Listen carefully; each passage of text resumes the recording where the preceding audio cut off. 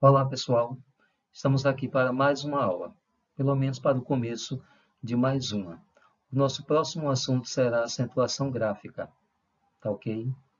Antes de iniciarmos o assunto, nós veremos alguns conhecimentos que são necessários para que a gente dê conta de todo o assunto acentuação gráfica. Vamos ao próximo slide. Antes de tudo, é necessário que a gente tenha em mente, né, que saibamos para que é que servem esses sinaizinhos que a gente coloca sobre algumas palavras, certo? Aqui. Os acentos gráficos, eles servem para orientar a pronúncia correta das palavras, no que diz respeito à localização da sílaba tônica, certo? Vocês já devem saber que todas as palavras, né, têm uma sílaba tônica, uma sílaba que é pronunciada com maior intensidade e duração, certo?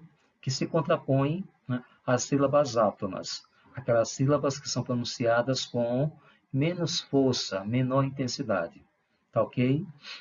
Então, a função dos acentos gráficos é justamente esta, né? Evitar que a gente pronuncie de forma errada determinadas palavras, considerando aí a posição da sílaba tônica, certo?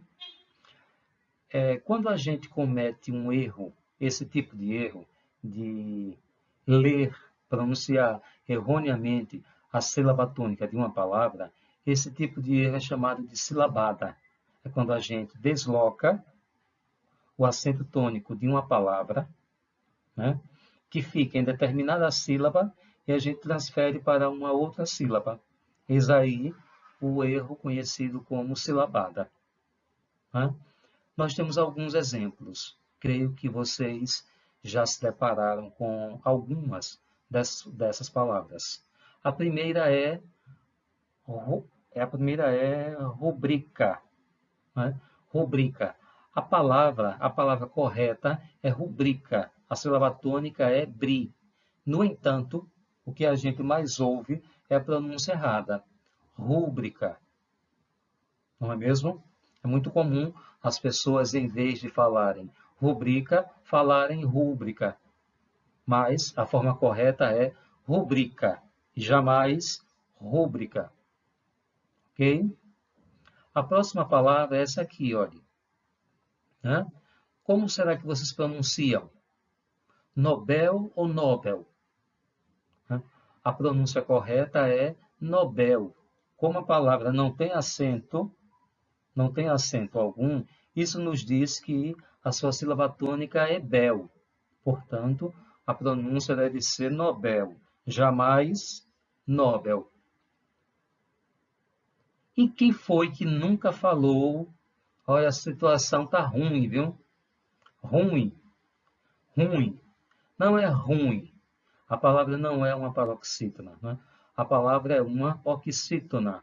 A pronúncia correta é ruim e não ruim.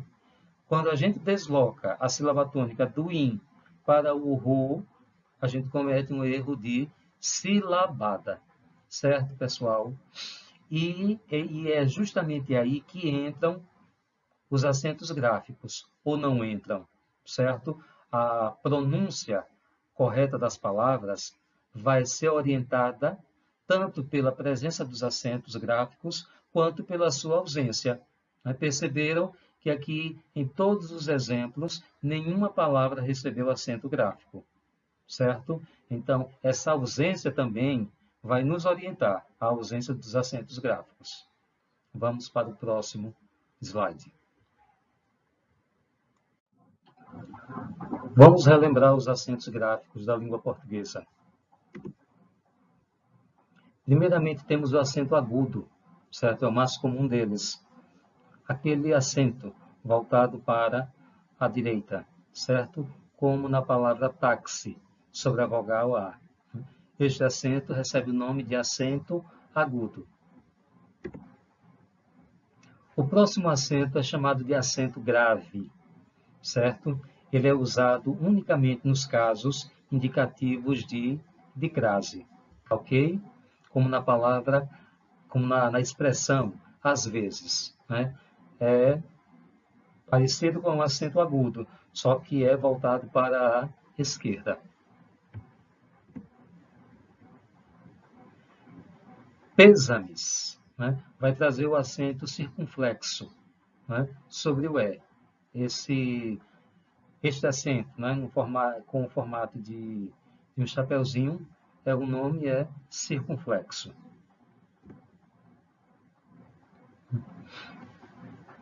Sobre a vogal A de João, nós temos o chamado tio, né? O tio é usado para nasalar as vogais O e A, ou seja, para transformar a vogal A em AN e a vogal O em ON, certo? E por último, nós temos aí o trema, que deixou de ser usado, né, nas palavras de língua portuguesa desde 2009, tá certo? Mas como ainda circulam muitos livros, né, antigos, muitos livros com a ortografia anterior a 2009, então, só a título de curiosidade, é bom que expliquemos o trema. O trema são esses dois pontos empregados sobre o U, da palavra Führer. É um nome alemão, significa líder, tá ok? Em português, o trema era usado sobre os grupos gue, gui, que, qui, certo? Ele servia para que a gente pronunciasse de forma rápida e fraca o U desses grupos. Então, na palavra 50, olha, when, quen, nós empregávamos o trema sobre o U de 50 para indicar aí que o U deveria ser pronunciado como uma semivogal. Aquela parte dos calçados que fica abaixo do cadarço é chamado de lingueta ou lingueta. A pronúncia é lingueta. Lingueta. Hoje não tem o trema, mas antes de 2009, quando escrevíamos a palavra lingueta, nós colocávamos o trema sobre o U para indicar a pronúncia do U. Do U. Tínhamos que ler lingueta e não lingueta, certo? Então, quando o trema foi retirado da língua portuguesa, em 2000, a partir de 2009, ficou aí essa questão. Tudo bem que ninguém vai pronunciar cinquenta, ninguém vai pronunciar lingueta, ninguém vai pronunciar linguiça, porque já conhece a pronúncia dessas palavras. Mas no caso de uma palavra cuja pronúncia seja desconhecida do falante, aí o trema, né, servia para orientar a pronúncia correta dessas palavras. Infelizmente, o trema não mais faz parte de nossa língua, a não ser, né, no caso das palavras estrangeiras, certo? É o único caso em que empregamos o trema.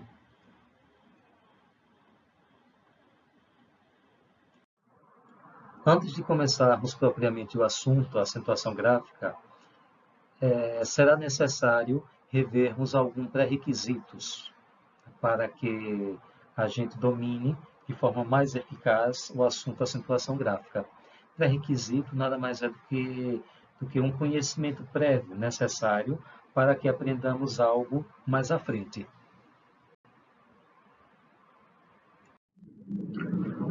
Para acentuarmos corretamente uma palavra, é necessário que a gente saiba, de qual é salteado, divisão silábica, ou seja, dividir as palavras em sílabas corretamente, certo? Existem regras de divisão silábica, mas acredito que vocês já dominem. Se não dominarem, será algo que a gente terá de rever, tá ok? Olha, numa palavra há tantas sílabas quantos forem os impulsos de voz usados para produzi-la. Atente-se para o fato de que não existe sílaba sem vogal. Olhe, para cada impulso de voz, para cada rajada de ar que sai de nossos pulmões, durante a pronúncia das palavras, consideramos aí uma sílaba. Então, cada baforada, digamos, né, é pronunciada aí uma sílaba. Tá ok? E não se esqueçam, não existe sílaba sem vogal. Todas as sílabas têm, no mínimo, uma vogal. Certo? Tem, no mínimo, uma vogal. Em língua portuguesa não existe sílaba sem vogal. A vogal é a base da sílaba. Existe sílaba sem consoante, mas sílaba sem vogal, nenhuma. Água, 2 sílabas. As palavras que têm 2 sílabas são chamadas de dissílaba. Contato, né? 3 sílabas. As palavras formadas por 3 sílabas recebem o nome, a classificação de trissílaba. Abstêmio, né? A pessoa bebe, é viciada em álcool, aí fica um mês sem beber, né? Aí ele é considerado um abstêmio, certo? 3 sílabas. Percebam que em todas elas há uma vogal, certo? No mínimo, uma vogal. Ritmo, 2 sílabas. É uma palavra dissílaba. Abstêmio, uma palavra trissílaba. Quem pensava, né, que rua tivesse uma sílaba só? Rua tem 2 sílabas. Rua. Olha aí. O A é a única vogal formando uma sílaba. O elemento químico, né? Tungstênio, 3 sílabas. Uma palavra trissílaba. Ioiô, uma palavra de sílaba. A palavra uma, 2 sílabas. Uma.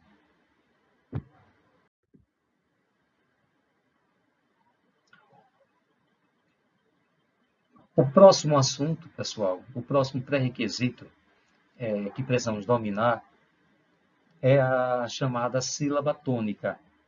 O que é uma sílaba tônica? Sílaba tônica nada mais é do que aquela sílaba, aquela única sílaba, né, que é pronunciada com maior intensidade e duração se comparada às outras sílabas. Tá ok? Vamos aos exemplos.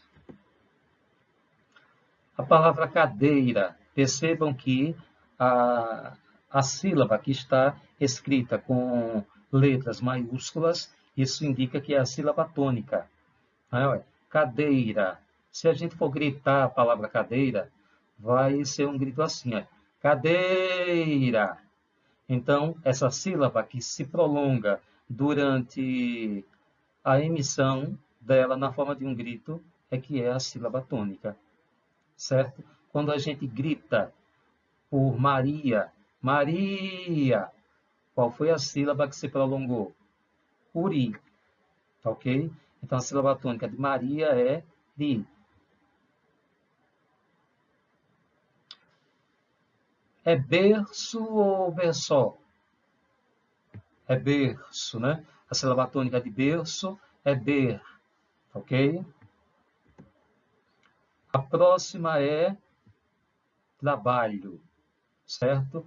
Trabalho. A sílaba que se prolongou foi o ba, certo? Camarim.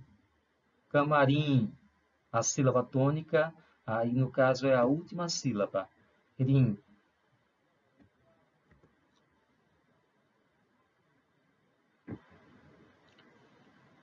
Será que a pronúncia é lampadar, lampada ou lâmpada? A sílaba tônica de lâmpada é lã. Xicará, xícara ou xícara? Xícara. A sílaba tônica é xi. Vocês perceberam, vocês devem ter percebido nos exemplos anteriores, que a posição da sílaba tônica muda. A sílaba tônica das palavras só pode aparecer em 3 posições. Ou na última sílaba, ou na penúltima, ou na antepenúltima. E a depender da localização da sílaba tônica na palavra, a palavra receberá uma classificação. Se a sílaba tônica de uma palavra aparece na última posição, ou seja, na última sílaba, a palavra é chamada de oxítona. Isso você tem que ter bem em mente. Quando a sílaba tônica de uma palavra é a última sílaba, a palavra se chama oxítona. Itacaré, pontapé, Aracaju, Siri, urubu, devolver. Todas essas últimas sílabas, elas estão grifadas com letras maiúsculas, indicando que se trata da sílaba tônica. Itacaré, pontapé, Aracaju, Siri, urubu, devolver. Ok? A última sílaba. Agora vamos para as palavras cuja sílaba tônica ocupa a penúltima posição. As palavras recebem o nome de paroxítona, certo? Aquelas palavras que trazem a sílaba tônica na penúltima posição são chamadas de paroxítonas. Ok? E não são poucas.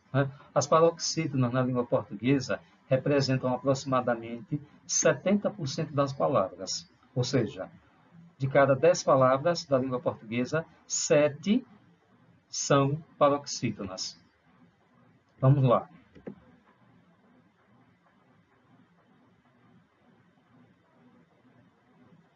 Digitei errado. Contigo. Contigo. Vamos considerar contigo. A posição da sílaba tônica é a mesma. Contigo. A sílaba tônica é o ti. Portanto, o gó é a última sílaba e o ti é a penúltima sílaba. E ela é tônica, portanto, é uma palavra paroxítona. Prestígio. Gil é a última sílaba. Ti é a penúltima. E pres é a antepenúltima sílaba. Então, se o ti é a penúltima sílaba e é a sílaba tônica, portanto, a palavra será considerada uma paroxítona.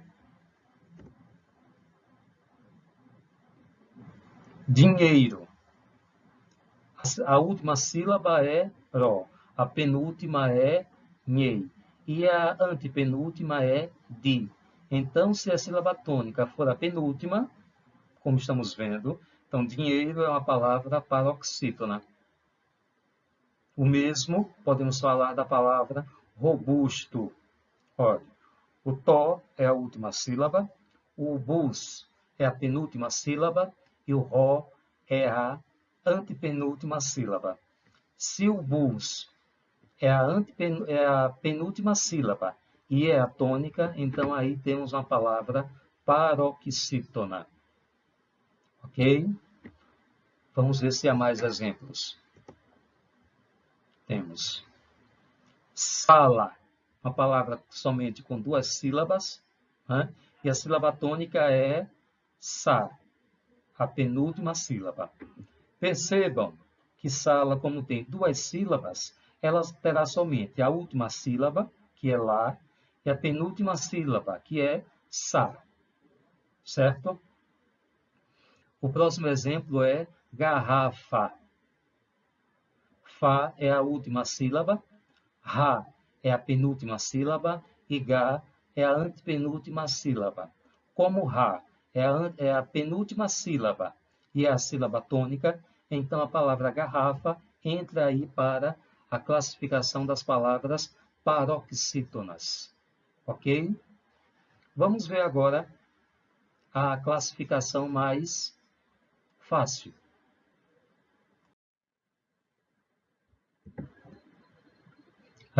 São as palavras proparoxítonas. São as palavras esdrúxulas. São as palavras estranhas da língua portuguesa. Certo? Estranhas por quê? Por que elas são estranhas? Porque elas são de difícil articulação. Né? Pense numa pessoa sem escolaridade e com idade já avançada pronunciar a palavra xícara. Não pronuncia. Né? Pronuncia xícara. A mesma coisa é a proparoxítona fósforo. Não é todo idoso sem escolaridade que pronuncia fósforo. A maioria, né, pelo menos de acordo com a minha experiência, né, o que eu ouço é fósforo, fósfe e outras variantes. Certo? Vamos lá. Então, a palavra proparoxítona são aquelas palavras cuja sílaba tônica ocupa a antepenúltima posição. Última, penúltima e antepenúltima posição. Certo? São poucas na língua portuguesa. Câmara. Câmara. Ra é a última sílaba, ma é a penúltima sílaba e can é a antepenúltima sílaba. Ok? Ônibus. Bus é a última sílaba, ni é a penúltima sílaba e on é a antepenúltima sílaba. Fantástico. Aí, o tas ocupando a antepenúltima posição. O mesmo com a palavra pêssego. Não é mesmo? Aí o P ocupando a antepenúltima posição. Go é a última sílaba, sé é a penúltima sílaba e P é a antepenúltima sílaba. Tônico. Né? Tônico.